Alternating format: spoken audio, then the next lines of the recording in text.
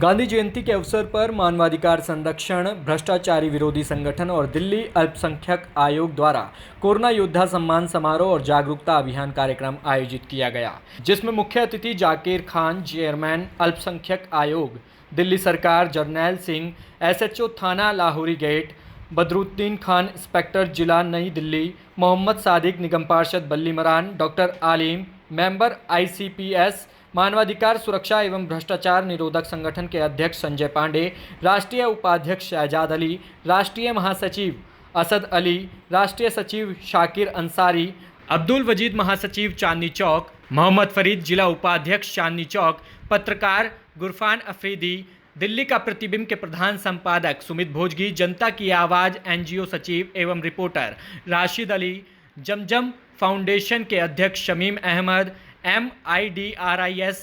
राम नारायण संकल्प, मोहम्मद इस्माइल, हबीउल्लाह, मोहम्मद अरीफ फुरकान, मोहसिन शामिल हुए। जाकिर साहब का यहाँ आना, कमीशन के बारे में बताना, अब उस कमीशन से आवाम कितना फ़ायदा उठाती है और कमीशन किस हद तक काम कर पाता है, उसकी अहमियत है। अगर आज के इस प्रोग्राम से ये बात लोगों तक पहुँच जाए और लोगों का काम होना शुरू हो जाए तो ये प्रोग्राम कामयाब जाएगा और कामयाब कहलाएगा। नहीं तो प्रोग्राम होते हैं, ख़त्म हो जाते हैं, कहाँ गए थे, कहीं नहीं, क्या लाए, कुछ नहीं। लेकिन जाकिर खान साहब ने जिस तरह से कमीशन की कार्रवाई को आगे बढ़ाया है और कमीशन के सिलसिले को लोगों तक पहुंचाने का काम शुरू किया है, ये वाकई में सराहनीय है और इसकी तारीफ़ की जानी चाहिए। जितने भी कमीशंस होते हैं, देखिए हिंदुस्तान के अंदर अदालतें हैं, कोर्ट्स हैं, हाई कोर्ट है, सुप्रीम कोर्ट है, डिस्ट्रिक्ट कोर्ट्स हैं। जब लोगों को वहाँ से इंसाफ नहीं मिलता तो हुकूमतों को भी ये मालूम है कि कुछ ख़ास लोगों को, कुछ ख़ास वर्ग के लोगों को इंसाफ नहीं मिलता, तब वो कमीशन का गठन करते हैं, कमीशन को बनाते हैं। कमीशन जो है, जितने कमीशन हैं, चाहे वो नेशनल हो या स्टेट लेवल के कमीशन हो, वो सब क्वासी कोर्ट्स होती हैं। उनकी जुडिशल पावर्स का एक लिमिटेशन होता है। लेकिन अगर कमीशन में कोई अपनी कंप्लेंट करे और कमीशन उस पर एक्शन ले, ये एक दूसरी बात है। होना ये चाहिए, कमीशन इसीलिए बनाया जाता है आवाम की आवाज़ के लिए। कमीशन ऐसे इश्यूज़ में जिसमें माइनॉरिटीज़ के साथ जुल्म हो रहा है, जबर हो रहा है, नाइंसाफ़ी हो रही है, उसमें कमीशन सो मोटो एक्शन ले, अपने आप एक्शन ले। जब अथॉरिटीज़ को कमीशन की तरफ से समझ जाएगा तो अथॉरिटीज़ को ये लगेगा, चाहे वो पुलिस हो, चाहे वो MCD हो, DD हो, कोई एजुकेशनल इंस्टीट्यूशन हो, तो उन्हें ये पता लगेगा कि हाँ, हमें जवाब देना है। और जब जवाबदेही तय हो जाती है तो फिर उसका रिज़ल्ट आना शुरू हो जाता है। तो अगर आज के प्रोग्राम से ये मैसेज चला जाए तो ये प्रोग्राम बहुत कामयाब है, वरना तो प्रोग्राम होते ही रहते हैं।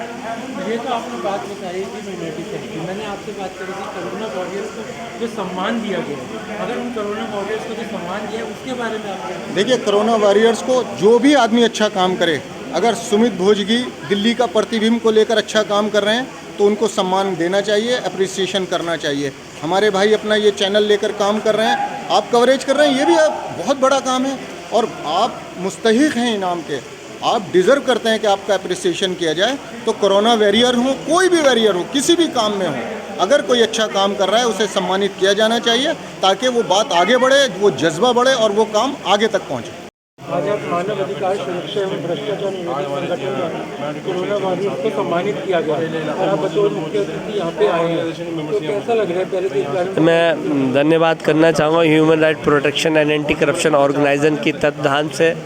ये प्रोग्राम बनाया गया और DMC के सहयोग से ये प्रोग्राम हो रहा है। जो हमारे अल्पसंख्यक आयोग के जो सुविधाएँ हैं, माननीय मुख्यमंत्री श्री अरविंद केजरीवाल द्वारा